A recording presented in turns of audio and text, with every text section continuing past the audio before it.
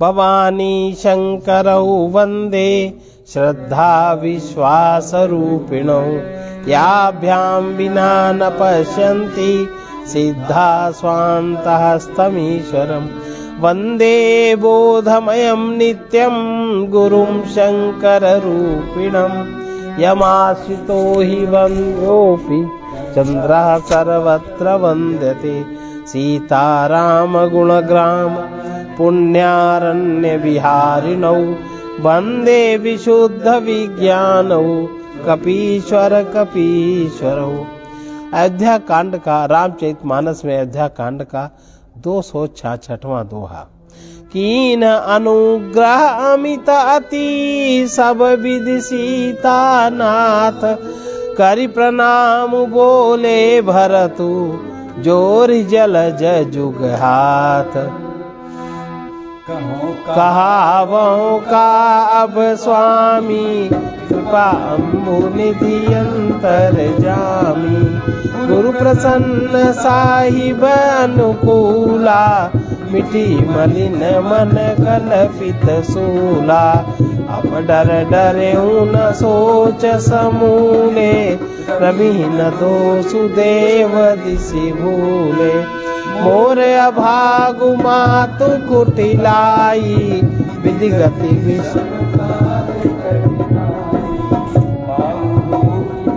मिली मोहि घाला प्रणत पालपन आपन पाला।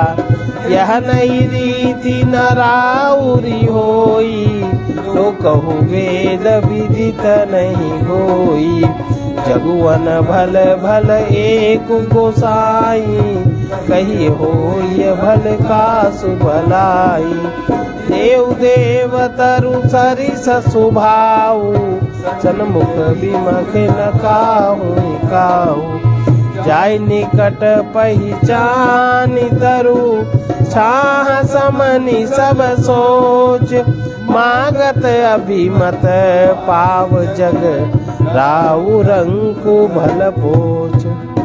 श्री जानकी नाथ जी ने सब प्रकार से मुझ पर अत्यंत अपार अनुग्रह किया। तदंतर भरत जी दोनों कर कमलों को जोड़कर प्रणाम करके बोले, हे स्वामी, हे कृपा के समुद्र, हे अंतर्यामी, अब मैं अधिक क्या कहूँ और क्या कहूँ। गुरु महाराज को प्रसन्न और स्वामी को अनुकूल जानकर मेरे मलिन मन में कल्पित पीड़ा मिट गई। मैं मिथ्या डर से ही डर गया था, मेरे सोच की जड़ ही न थी। दिशा भूल जाने पर हे देव सूर्य का दोष नहीं है, मेरा दुर्भाग्य माता की कुटिलता, विधाता की टेढ़ी चाल और काल की कठिनता, इन सब ने मिलकर पैर रोप कर प्रण करके मुझे नष्ट कर दिया था।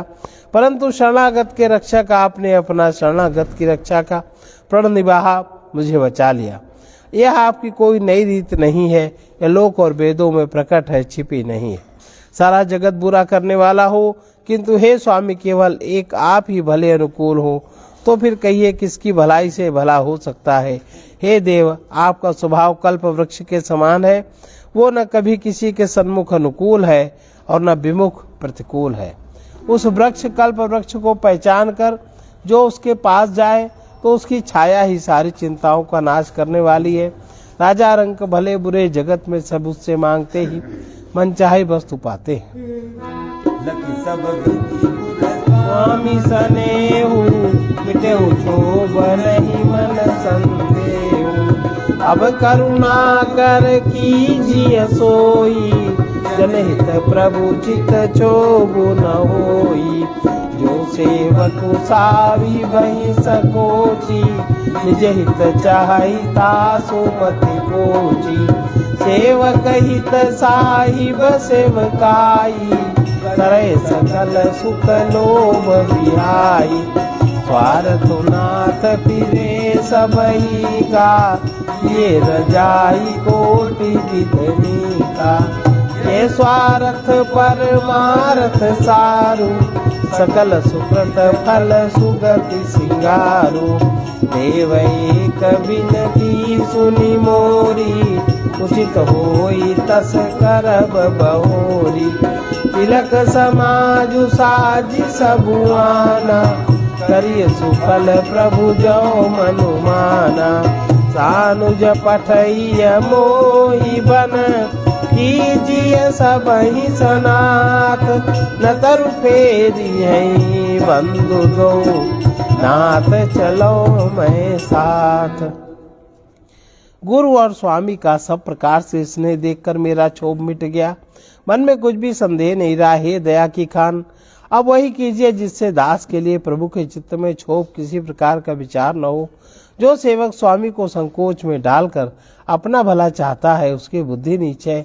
सेवक का हित तो इसी में है कि वो समस्त सुखों और लोभों को छोड़कर स्वामी की ही सेवा करे। हे नाथ, आपके लौटने में सभी का स्वार्थ है और आपकी आज्ञा पालन करने में करोड़ों प्रकार से कल्याण है। यही स्वार्थ और परमार्थ का सार निचोड़ है।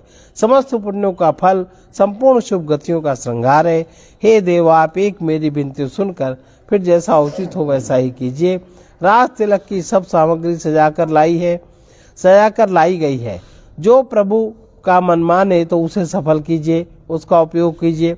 छोटे भाई शत्रुघ्न समेत मुझे वन में भेज दीजिए और अयोध्या लौटकर सबको सनाथ कीजिए। नहीं तो किसी भी तरह यदि आप अयोध्या जाने को तैयार न हो तो हे नाथ, लक्ष्मण और शत्रुघ्न दोनों भाइयों को लौटा दीजिए और मैं आपके साथ चलूं। जाई बन तीनों भाई, बहुरिय सिय सहित पुराई। यही विधि प्रभु प्रसन्न मन होई, करुणा सागर कीजिए सोई। देव दीन सब मोहि अभारू, मोरे नीति न धर्म विचारू। कहूँ बचन सब स्वार्थ हेतु, रहत न आरत के चित चेतु। उतरु दे सुनि स्वामी रजाई, सो सेवकु लखि लाज लजाई। असमय अवगुण उतरी अगाधु, स्वामी स्नेह सराहत साधु। अब कृपाल मोहि सो मत भावा, सकुच स्वामी मन जाई न पावा। प्रभु पद शपथ कहूँ सती भाऊ, जग मंगल हित एकौ प्रसन्न।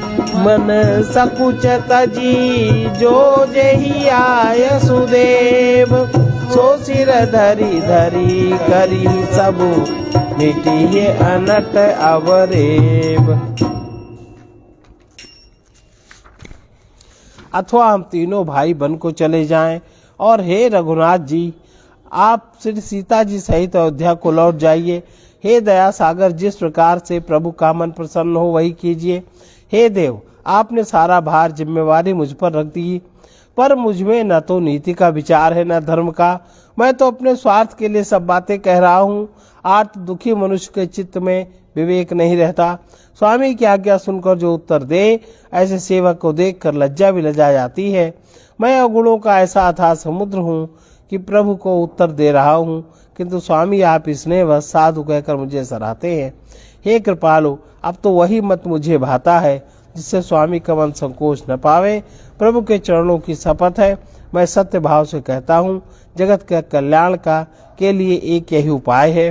प्रसन्न मन से संकोच त्याग कर प्रभु जिसे जो आज्ञा देंगे उसे सब लोग सिर चढ़ा चढ़ा कर पालन करेंगे और सब उपद्रव और उलझने मिट जाएंगी।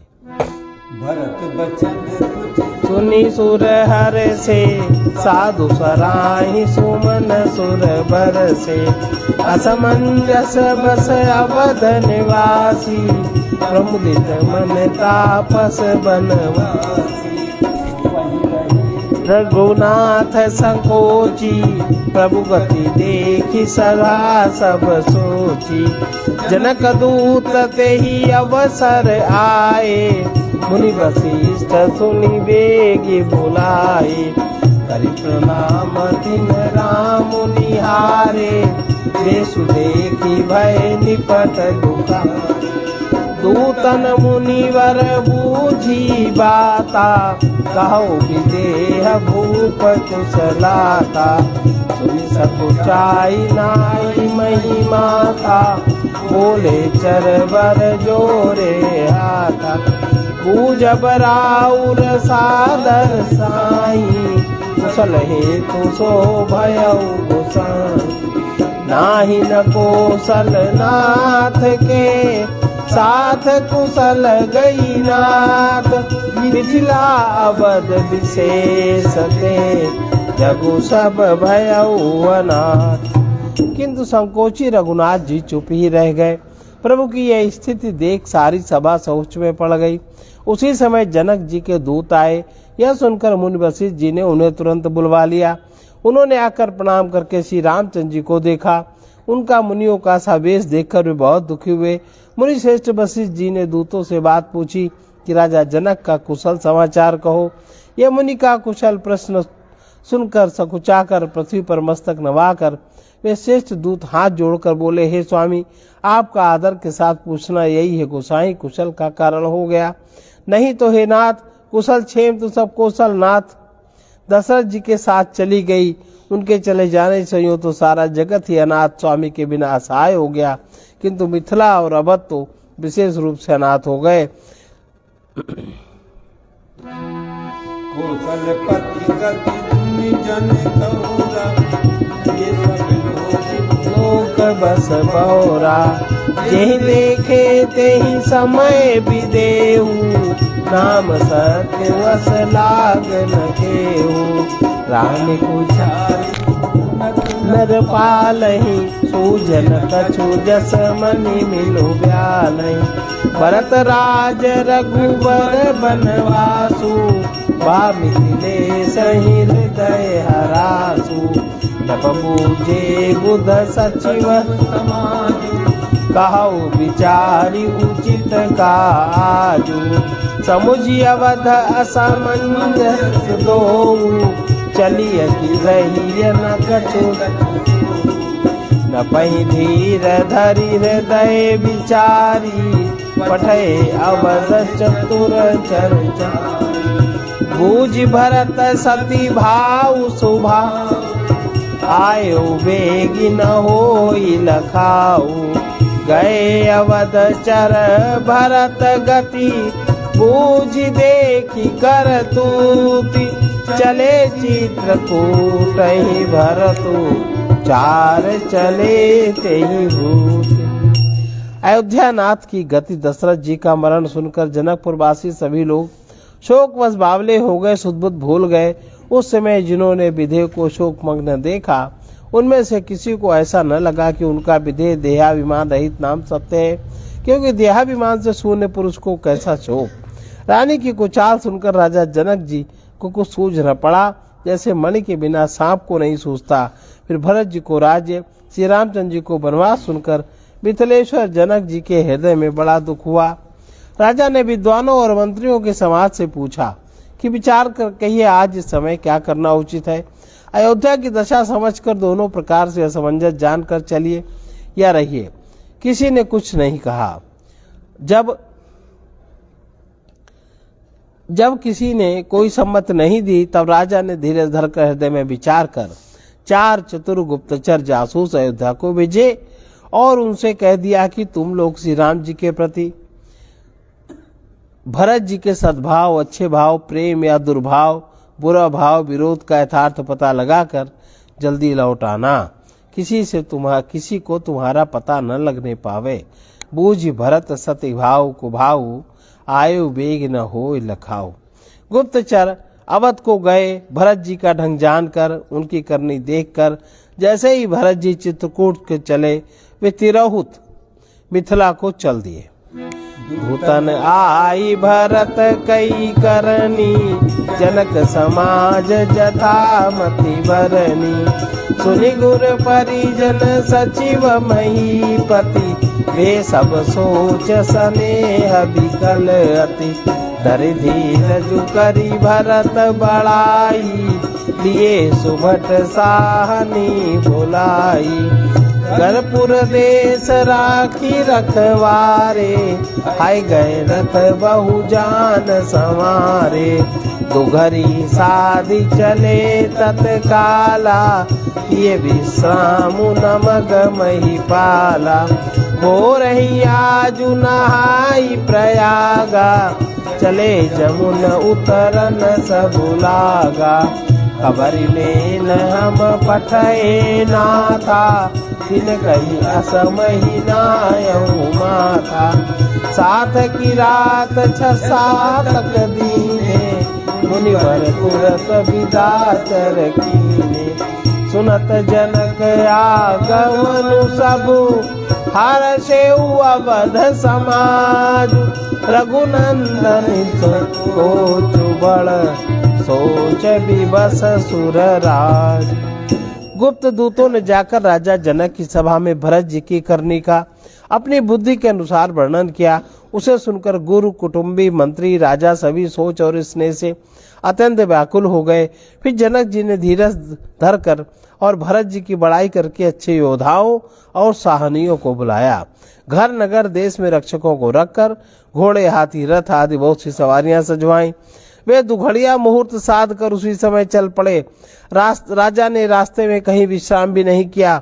आज सवेरे प्रयागराज में स्नान करके चले हैं। जब सब लोग यमुना जी उतरने लगे, तब हे नाथ, हमें खबर लेने को भेजा। उन्होंने दूतों से ऐसा कहकर पृथ्वी पर सिर नवाया। मुनिश्रेष्ठ वशिष्ठ जी ने कोई 6-7 भीलों को साथ देकर दूतों को तुरंत विदा कर दिया। जनक जी का आगमन सुनकर अयोध्या का सारा समाज हर्षित हो गया। श्री राम जी को बड़ा संकोच हुआ और देवराज इंद्र तो विशेष रूप से सोच के वश में हो गए। गरई गलानी कुटिल कह केई, काहि कहे केहि दूषण देई। असमन आनि मुदित नर नारी, भयउ बहोरी रहब दिन चारी। यही प्रकार गत बासर सो, प्रात नहान लाग सबको। करिम जनु पूजहि नर नारी, गणप गौरी त्रिपुरारी तमारी। तमाम पद बंदी बहोरी, बिनवहि अंजुलि अंचल जोरी। राजा राम जानकी रानी, आनंद अवधि अवधरज। सुबस बसौ फिरि सहित समाजा, भरत ही राम करौ जुब राजा। यही सुख सुधा सिंचि सब काहू, देव देहु जग जीवन लाहू। गुर समाज भाईन सहित, राम राजपुर होय। अछत राम राजा अवध, मरिय माग सबको। कुटिल कैकेयी मन ही मन ग्लानि पश्चाताप से गली जाती हैं। किससे कहें और किसको दोष दें। और सब नर नारी मन में ऐसा विचार कर प्रसन्न हो रहे हैं कि अच्छा हुआ जनक जी के आने से कुछ दिन और रहना हो गया। इस तरह वन में वो दिन भी बीत गया। दूसरे दिन प्रातःकाल सबको स्नान करने लगे। स्नान करके सब नर नारी गणेश जी, गौरी जी, महादेव जी, सूर्य भगवान की पूजा करते हैं। फिर लक्ष्मीपति भगवान विष्णु के चरणों की वंदना करके दोनों हाथ जोड़कर आंचल पसार कर विनती करते हैं कि श्री राम जी राजा हों, जानकी जी रानी हो तथा राजधानी अयोध्या आनंद की सीमा होकर फिर समाज सहित सुख पूर्वक बसे और राम जी भरत जी को युवराज बनावे। हे देव, इस सुख रूपी अमृत से सींच कर अब किसी को जगत में जीने का लाभ सब किसी को जगत में जीने का लाभ दीजिएगा। गुरु समाज भाइयों समेत श्री राम जी का राज्य अवधपुरी में हो और राम जी के राजा रहते ही हम लोग अयोध्या में मरे, ये सब कोई मांगते हैं। सुनि स्नेह मय पुर जन बानी, निंदहि जोग विरति मुनि ज्ञानी। यही विधि नित्य कर्म करि पुर जन, राम ही करहि प्रणाम पुलकितन। ऊंच नीच मध्यम नर नारी, लहै दरसु निज निज अनुसार। सावधान सबहि सन्मानहि, सकल सराहत कृपा निधाने। दरिकाई ते रघुबर वानी, पालक नीति प्रीति पहचानी। शील संकोच सिंधु रघुराऊ, सुमुख सुलोचन सरल सुभाऊ। कहत राम गुण गण अनुरागे, सब निज भाग सराहन ला। हम सम पुण्य पुंज जग थोरे, जिन्हि राम जानत करि मोरे। प्रेम मगन तेहि समय सब, सुनियावत मिथिलेशु। सहित सभा संभ्रम उठेउ, रघुकुल कमल दिनेश। अयोध्या वासियों की प्रेममयी वाणी सुनकर ज्ञानी मुनि भी अपने योग और वैराग्य की निंदा करते हैं। अवधवासी इस प्रकार नित्य कर्म करके श्री राम जी को पुलक शरीर हो प्रणाम करते हैं। ऊंच नीच और मध्यम सभी श्रेणियों के स्त्री पुरुष अपने अपने भाव के अनुसार श्री राम जी का दर्शन प्राप्त करते हैं और श्री राम जी सावधानी से के साथ सबका सम्मान करते हैं। सभी कृपा निधान श्री रामचंद्र जी की सराहना करते हैं। श्री राम जी की लड़कपन से ही यह बात है कि वे प्रेम को पहचान कर नीति का पालन करते हैं। श्री रघुनाथ जी शील और संकोच के समुद्र हैं। वे सुंदर मुख से या सबके अनुकूल रहने वाले, सुंदर नेत्र वाले या सबको कृपा प्रेम की दृष्टि से देखने वाले और सरल स्वभाव हैं। श्री राम जी के गुण समूह को कहते कहते सब लोग प्रेम से भर गए और अपने भाग्य की सराहना करने लगे कि जगत में हमारे समान पुण्य की बड़ी पूंजी वाले थोड़े ही हैं, जिन्हें राम जी अपना करके जानते हैं, ये मेरे हैं ऐसा जानते हैं। उस समय सब लोग प्रेम में मगन हैं। इतने में ही मिथिलापति जनक जी को आते सुनकर सूर्य कलरूपी कमल के सूर्य श्री रामचंद्र जी सभा सहित आदर पूर्वक जल्दी से उठ खड़े हुए। भाई सचिव गुरपुर जन साथा, आगे गवनु कीन रघुनाथा। गिरिबरु दीख जनक पति जबहि, करि प्रणाम रथ त्यागे तबहि। राम दरस लाल सा उछाहु, पद समलेहु कले सुनकाहु। मन जहाँ तहाँ रघुवर बह देहि, बिनु मन तन सुख सुधि केहि। आवत जन को चले यही भांति, सहित समाज प्रेम मति माति। आय निकट देखी अनुरागे, सादर मिलन परस्पर लागे।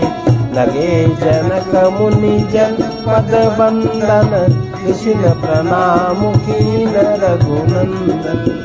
भाई न सहित राम मिली राजहि, चले नवा समेत समाजहि।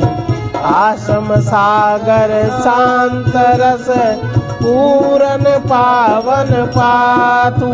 सेन मनऊ करुणा सरित, किए जाहि रघुनाथ।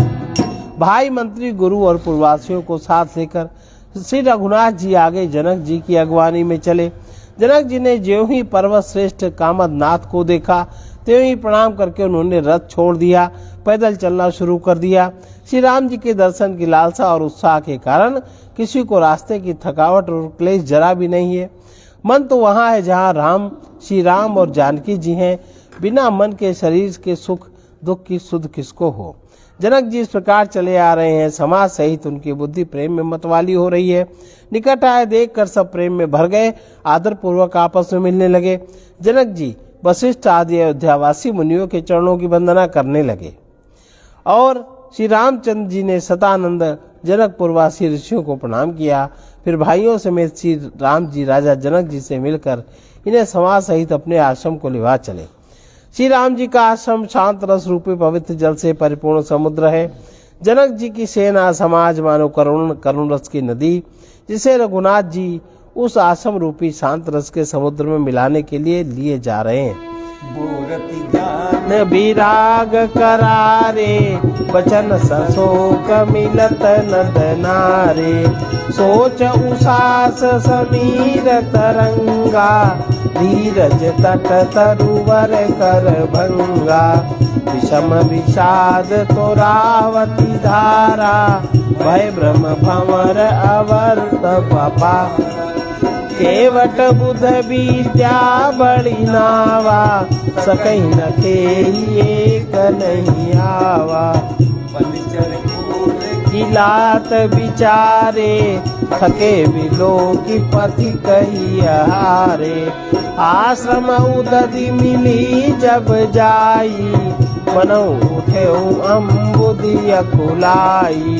शोक विकल दो राज समाजा रहा न ज्ञान न धीरज लाजा। रूप रूप गुणशील सराही रोवहि शोक सिंधु अवगाही। गाही शोक समुद्र सोच नारायण व्याकुल महा दय दोष सकल सरोस बोल। वाम विधि कीनो कहा सुर सिद्ध तापस जोगी जन्म देखी दशा विदेह की। तुलसी न समरत को जो तक सकै सरित स्नेह की। ये अमित उपदेश चाहता लोगन मुनि वरन धीरज धरिय नरेश कहे वशिष्ठ विदेह सन। ये करुणा की नदी इतनी बढ़ी हुई है कि ज्ञान वैराग्य रूपी किनारों को डुबाती जाती है।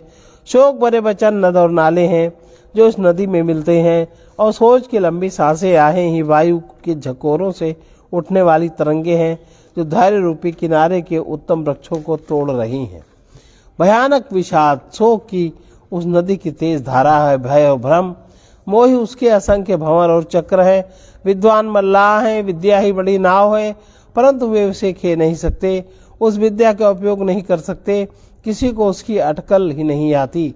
वन में विचरने वाले बेचारे कोल किरात यात्री हैं जो उस नदी को देखकर हृदय में हार कर थक गए। यह करुणा नदी जब आशम समुद्र में जा मिली तो मानो वह समुद्र खोल उठा। दोनों राज समाज शोक से व्याकुल हो गए। किसी को न ज्ञान रहा, न धीरज, न लाज ही रही। राजा दशरथ के रूप गुण और शील की सराहना करते हुए सब रो रहे हैं और शोक समुद्र में डुबकी लगा रहे हैं। शोक समुद्र में डुबकी लगाते हुए सभी स्त्री पुरुष महान व्याकुल होकर सोच चिंता कर रहे हैं। वे सब विधाता को दोष देते हुए क्रोधयुक्त होकर कह रहे हैं कि प्रतिकूल विधाता ने ये क्या किया। तुलसीदास जी कहते हैं कि देवता सिद्ध तपस्वी योगी मुनिगणों में कोई भी समर्थ नहीं है जो उस समय विदेश जनक राज की दशा देखकर प्रेम की नदी को पार कर सके, प्रेम में मगन हुए बिना रह सके। जहाँ तहाँ श्रेष्ठ मुनियों ने लोगों को परिमित उपदेश दिए और वशिष्ठ जी ने विदेश जनक जी से कहा, राजन आप धैर्य धारण कीजिए।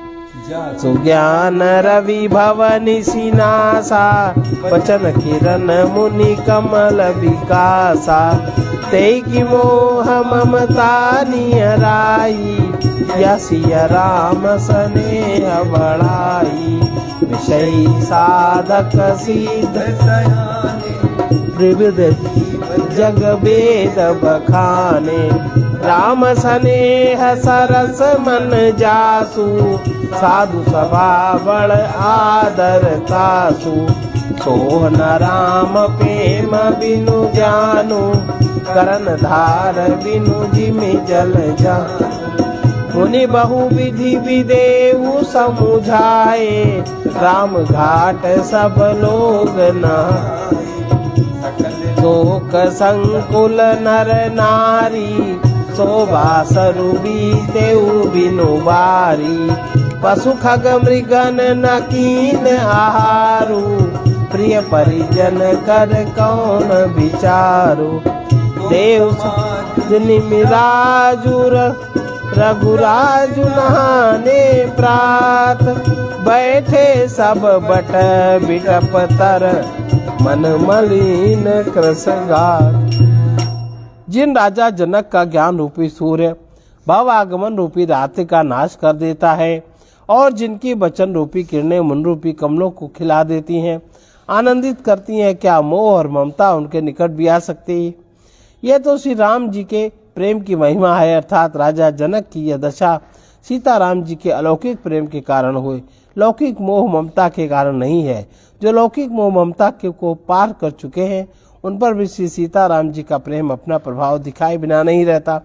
विषयी साधक और ज्ञानवान सिद्ध पुरुष जगत में 3 प्रकार के जीव वेदों ने बताए हैं।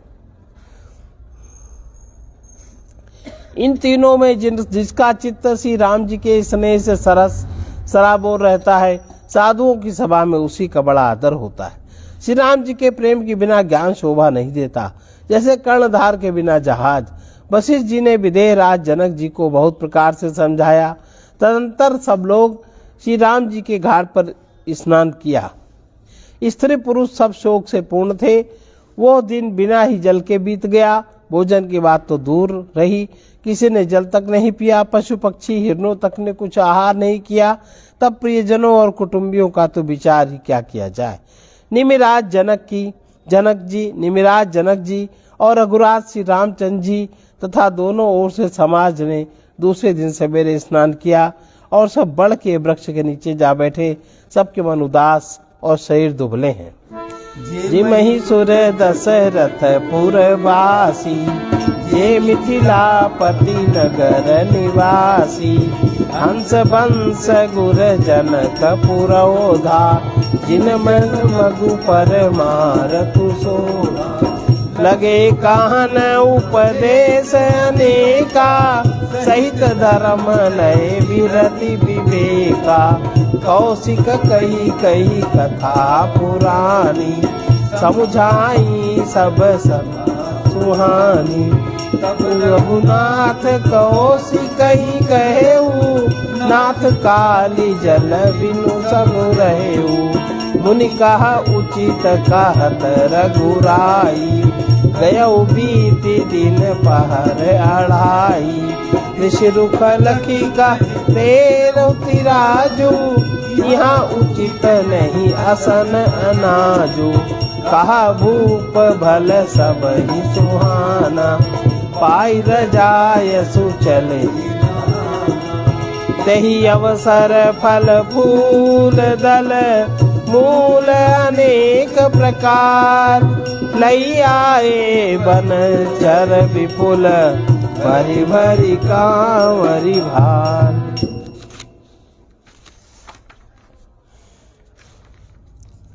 जो दशरथ जी की नगरी अयोध्या के रहने वाले और जो मिथिलापति जनक जी के नगर जनकपुर के रहने वाले ब्राह्मण थे, तथा सूर्यवंश के गुरु वशिष्ठ जी और जनक जी के पुरोहित सतानंद जी, जिन्होंने सांसारिक अभ्युदय का मार्ग और परमार्थ का मार्ग छान डाला था, वे सब धर्म नीति वैराग तथा विवेक युक्त अनेकों उपदेश देने लगे। विश्वामित्र जी ने पुरानी कथाएं इतिहास कह कहकर सारी सभा को सुंदर वाणी से समझाया। विश्वामित्र भी पहुंचे। तब रघुनाथ जी ने विश्वामित्र जी से कहा, हे नाथ, कल सब लोग बिना जल पिए ही रह गए थे, अब कुछ आहार करना चाहिए। विश्वामित्र जी ने कहा, रघुनाथ जी उचित ही कह रहे हैं, 2.5 पहर का दिन आज भी बीत गया। विश्वामित्र जी का रुख देखकर तिहुर राज जनक जी ने कहा, यहाँ अन्न खाना उचित नहीं। राजा का सुंदर कथन सबके मन को अच्छा लगा। सब आज्ञा पाकर नहाने चले। उसी समय अनेकों प्रकार के बहुत से फल फूल पत्ते मूल आदि वहंगियों और बोझों में भरकर बनवासी कोल की रात लोग ले आए। कामद भेगिरी राम प्रसादा, अवलोकत अपहरत विषादा। सरसरिता वन भूमि विभागा, जनु उमगत आनंद अनुरागा। बेल बिटब सब सफल सपूला, बोलत खग मृग अली अनुकूला। तही अवसर बन अधिक उछाऊ, त्रिविध समीर सुखद सब काऊ। जाई न बरनी मनोहर ताई, जनु मही करति जनक पहुनाई। तब सब लोग नहाई नहाई, राम जनक मुनि आय सुपाई। देख देख तरुवर अनुरागे, जहाँ तहाँ पुरजन उतरन लागे। जल फल मूल गंध विधि नाना, पावन सुंदर सुधा समाना।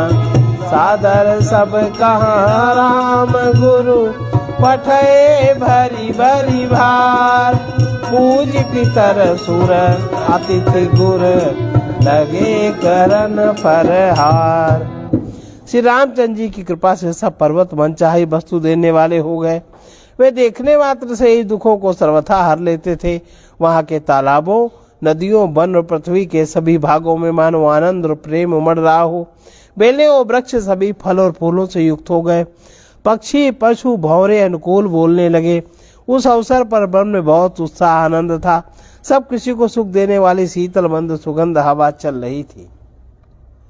वन की मनोहरता वर्णन नहीं की जा सकती, मानो पृथ्वी जनक जी की पहुनाई कर रही हो। तब जनकपुर वासी सब लोग नहा नहा कर श्री रामचंद्र जी, जनक जी मुनि की आज्ञा पाकर सुंदर वृक्षों को देख देख कर प्रेम से भर भर कर जहाँ तहाँ उतरने लगे। पवित्र सुंदर अमृत के समान स्वादिष्ट अनेकों प्रकार के पत्ते, फल और मूल कंद श्री राम जी के गुरु वशिष्ठ जी ने सबके पास बोझे भर भर के आदर पूर्वक भेजे। तब वे पितर, देवता, अतिथि गुरु की पूजा करके फलाहार करने लगे। यही राम सिया राम सिया राम जय जय राम सिया राम सिया राम जय जय राम। यही विधि बासर बीते चारी, राम निरखि नर नारी सुखारी। राम सिया राम जय जय राम सिया राम तू समास आसी रुचि मन माई, बिनु सिया राम फिरब भल नाई। राम सिया राम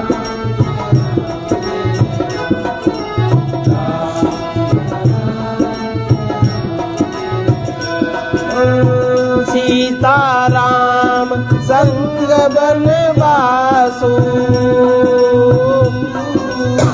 कोटि अमर पुर सरिस सुपासु। राम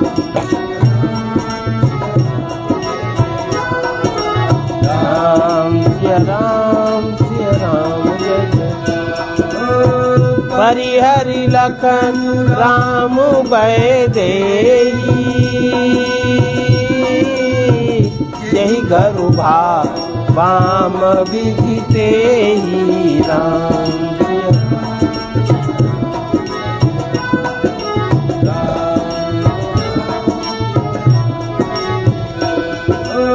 दाहिन दैव होई जब सबही, राम समीप बसिय बन तबही। राम सिया राम जय जय राम।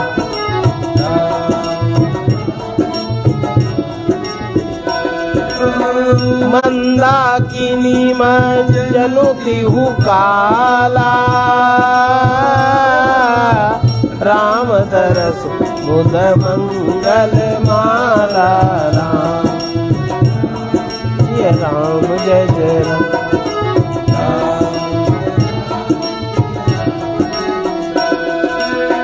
अटनु राम गिरी बन तापस थल, असनु अमी समकंद मूल फल। राम सिया राम जय जय राम।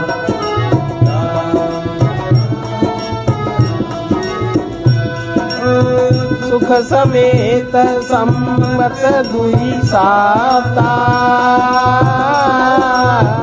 फल समो न जनियहि जाता। राम सिया राम जय जय राम।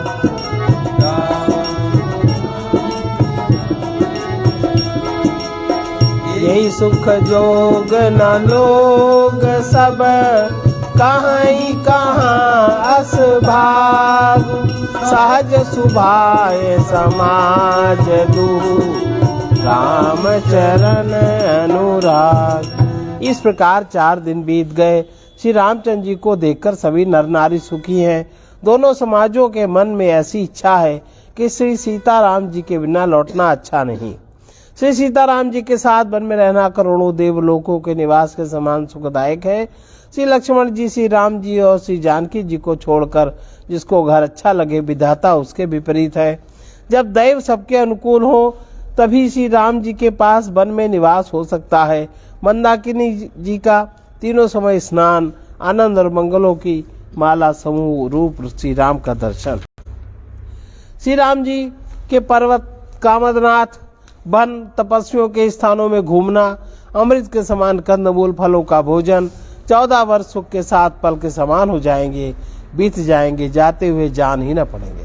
सब लोग यह कह रहे हैं कि हम इस सुख के योग्य नहीं, हमारे ऐसे भाग्य कहाँ। दोनों समाजों का श्री रामचंद्र जी के चरणों में साथ स्वभाव से ही प्रेम है। सकल मनोरथ करही, वचन सप्रेम सुनत मन हरही। सिय मातु तेहि समय पठाई, दासी देखि सुअवसर आई।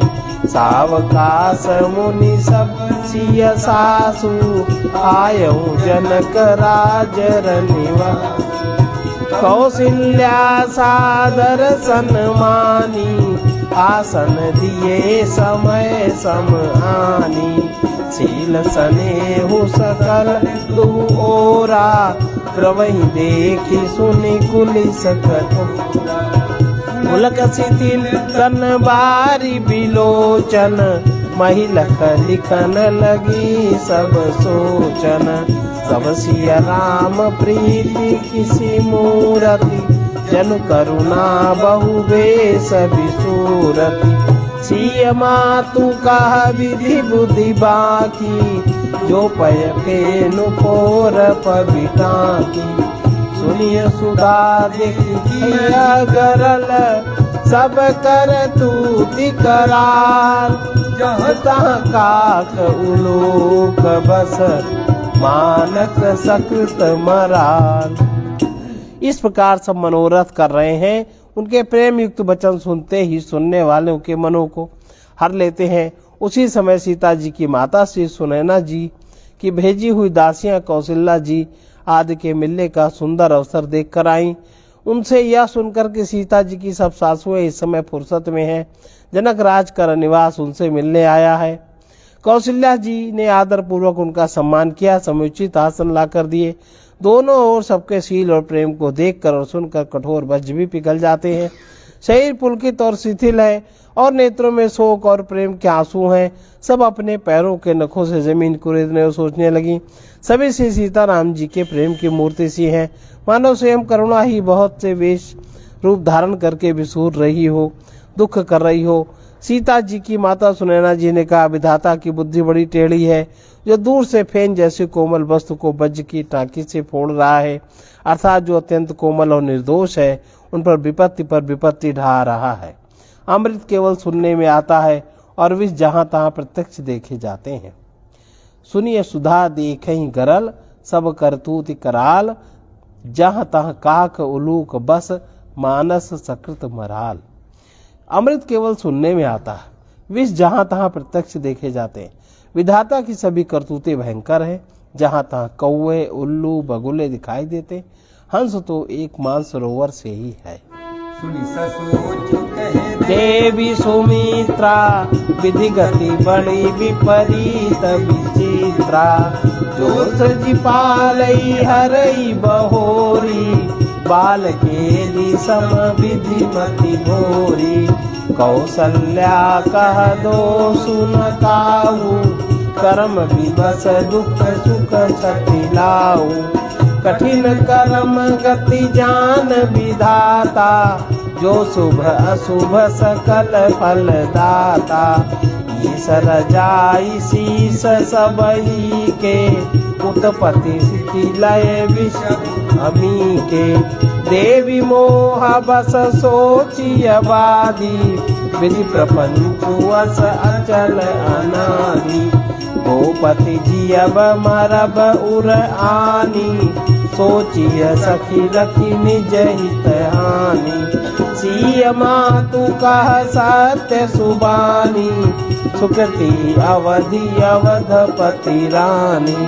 लखन राम सिय जाऊं बन, भल परिणाम न पोचु। गहबरी कहे कौशिला, मोहि भरत कर सोच। यह सुनकर देवी सुमित्रा जी शोक के साथ कहने लगी, विधाता की चाल बड़ी ही विपरीत और विचित्र है। जो सृष्टि को उत्पन्न करके पालता है फिर नष्ट कर डालता है। विधाता की बुद्धि बालकों के खेल के समान भोली और विवेक शून्य है। कौशल्या जी ने कहा, किसी का दोष नहीं है। सुख दुख लाभ हानि सब कर्म के अधीन है। कर्म की गति कठिन दुर्विज्ञ है, उसे विधाता ही जानता है। और जो शुभ और अशुभ सभी फलों का देने वाला है। ईश्वर की आज्ञा सभी के सिर पर है। उत्पत्ति स्थित पालन लय संहार तथा अमृत और विष के भी सिर पर है। ये सब भी उसी के अधीन है। हे देवी, मोह व सोच करना व्यर्थ है। विधाता का प्रपंच ऐसा ही अचल और अनादि है। महाराज के मरने और जाने की बात को हृदय में याद करके जो चिंता करती हैं वो तो हे सखी हम अपने ही हित की हानि देखकर स्वार्थवश करती हैं। सीता जी की माता ने कहा, आपका कथन उत्तम और सत्य है। आप पुण्यात्माओं के सीमा रूप अवधपति महाराज दशरथ जी की ही तो रानी है, फिर भला ऐसा क्यों न कहेंगी। कौशल्या जी ने दुख भरे हृदय से कहा, श्री राम लक्ष्मण और सीता वन में जाएं, इसका परिणाम तो अच्छा ही होगा, बुरा नहीं है। मुझे तो भरत जी की चिंता है। आशीष तुम्हारी सुत सुत बधु देव सरी बारी। सम सपथ मैं कीन्ही न काऊ, सो करी कहाऊ सखी मति भाऊ। शील गुण विनय बड़ाई, भायप भगति भरोस भलाई।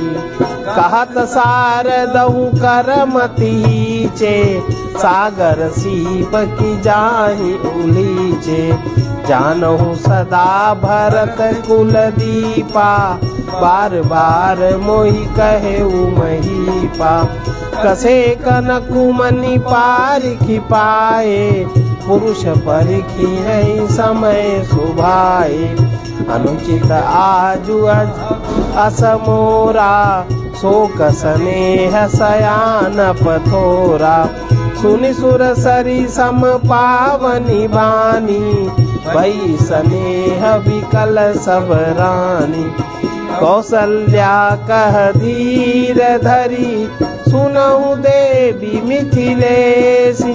को विवेक निधि वल्लभई, तुम ही सकई उपदेश। ईश्वर के अनुग्रह और आपके आशीर्वाद से मेरे चारों पुत्र चारों बहुएं गंगा जी के जल के समान पवित्र हैं। हे सखी, मैंने कभी श्री राम की सौगंध नहीं की, सो आज श्री राम जी की शपथ करके सत्य भाव से कहती हूँ। भरत के शील गुण, नम्रता, बड़प्पन, भाईपन, भक्ति, भरोसे, अच्छेपन का वर्णन करने में सरस्वती जी की बुद्धि भी शक्ति है। सीप से कहीं समुद्र उलीचे जा सकते हैं। मैं भरत को सदा कुल का दीपक जानती हूँ। महाराज ने भी बार बार मुझे यही कहा था। सोना कसौटी पर कसे जाने पर और रत्न पारखी जौहरी से मिलने पर ही पहचाना जाता है। वैसे ही पुरुष की परीक्षा समय पड़ने पर उसके स्वभाव से ही उसका चरित्र देख कर ही हो जाती है। किंतु आज मेरा ऐसा कहना भी अनुचित है। शोक और स्नेह में सयानापन, विवेक कम हो जाता है। लोग कहेंगे मैं स्नेहवश भरत की बड़ाई कर रही हूँ। कौशल्या जी गंगा के समान पवित्र करने वाली, कौशल्या जी की गंगा जी के समान पवित्र करने वाली वाणी सुनकर सब रानियां स्नेह के मारे विकर हो उठी।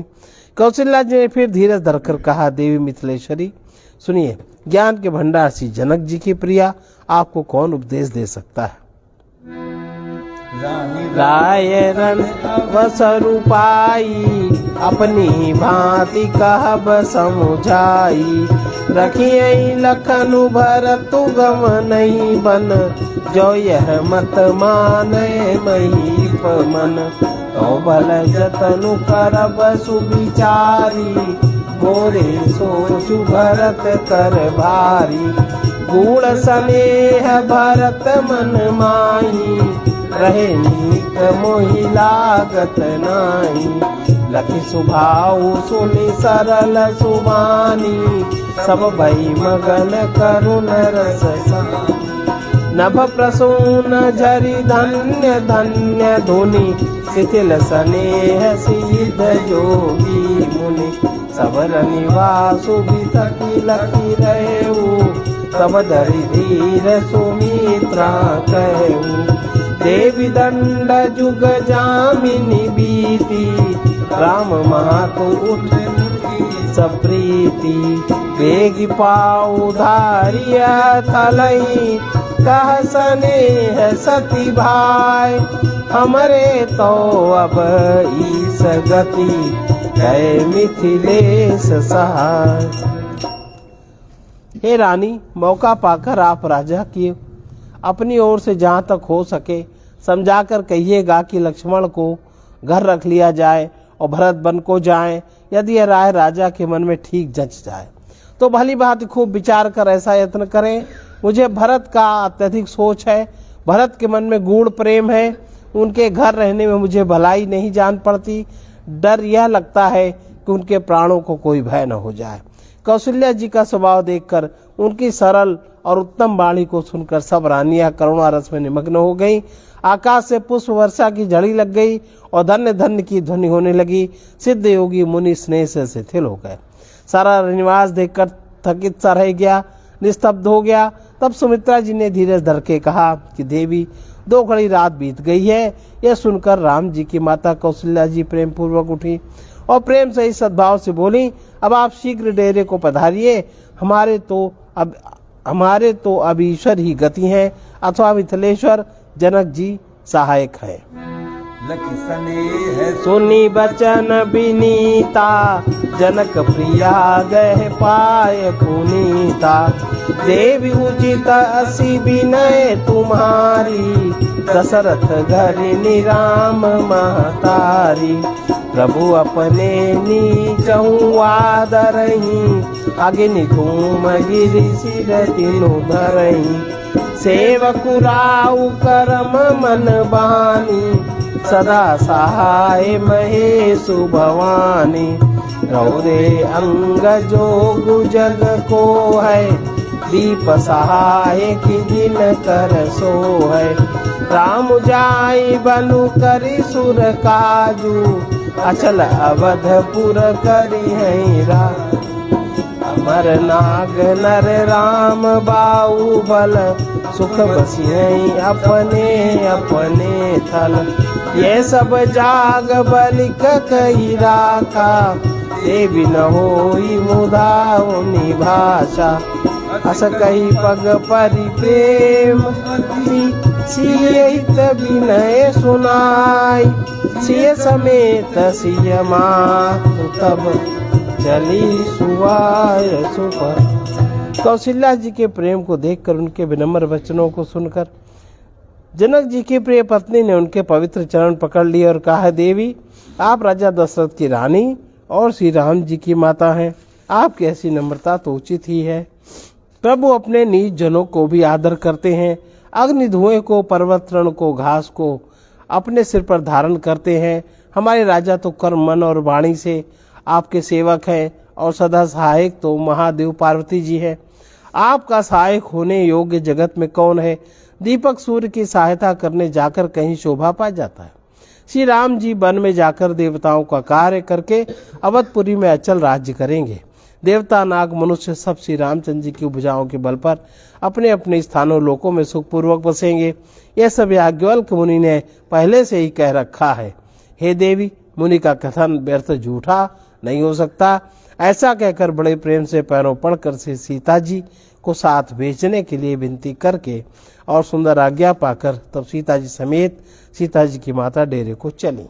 प्रिय परिजन ही मिली बैदेही, जो जेहि जोगु भांति तेहि तेहि। तापस बेस जानकी देखी, बासबु विकल विषाद विसेखी।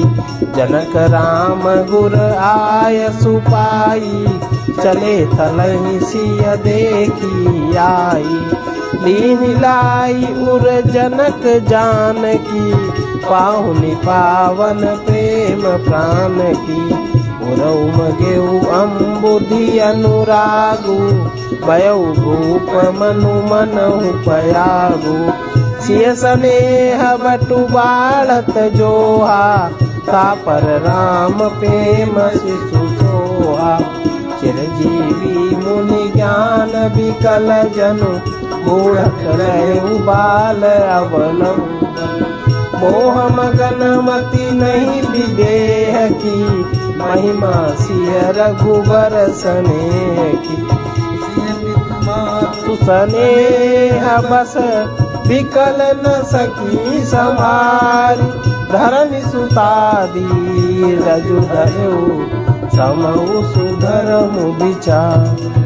जानकी जी अपने प्यारे कुटुंबियों से जो जिस योग्य था उससे उसी प्रकार मिली। जानकी जी को तपस्विनी के वेश में देखकर सभी शोक से अत्यंत व्याकुल हो गए। जनक जी श्री राम जी के गुरु वशिष्ठ जी की आज्ञा पाकर डेरे को चले और आकर उन्होंने सीता जी को देखा। जनक जी ने अपने पवित्र प्रेम और प्राणों की पाहुनी जानकी जी को हृदय से लगा लिया। उनके हृदय में वात्सल्य प्रेम का समुद्र उमड़ पड़ा। राजा का मन मानो प्रयाग हो गया। उस समुद्र के अंदर उन्होंने आदि शक्ति सीता जी के अलौकिक स्नेह रूपी अक्षय बट को बढ़ते हुए देखा। उस सीता जी के प्रेम रूपी बट पर श्री रामचंद्र जी का प्रेम रूपी बालक रूपधारी भगवान सुशोभित हो रहा है। जनक जी का ज्ञान रूपी चिरंजीवी मार्कंडेय मुनि व्याकुल होकर डूबते डूबते मानो उस श्री राम प्रेम रूपी बालक का सहारा पाकर बच गया। वस्तुतः ज्ञान शिरोमणि विदेहराज जी की बुद्धि मोह में मग्न नहीं है। ये तो सीता राम जी के प्रेम की महिमा है जिसने उन जैसे महान ज्ञानी के ज्ञान को भी विकल कर दिया। पिता माता के प्रेम के मारे सीता जी ऐसी विकल हो गईं कि अपने को संभाल न सकी, परंतु परम धैर्यवती पृथ्वी की कन्या सीता जी ने समय और सुंदर धर्म का विचार कर धैर्य धारण किया। बस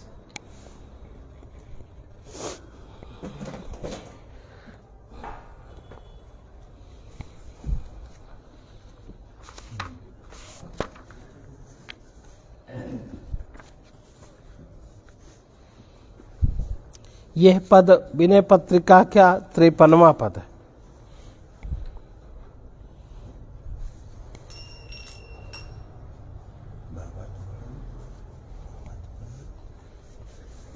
बहुत बड़ा है।